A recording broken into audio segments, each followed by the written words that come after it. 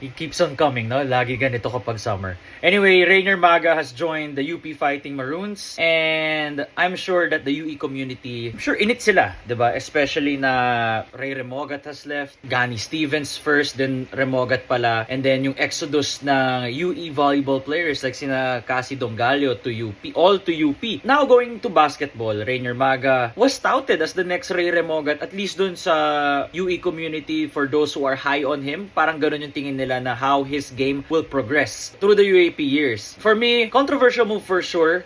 Is this the best move for his career? Di natin alam. Malay nyo, it could be the move that he needed.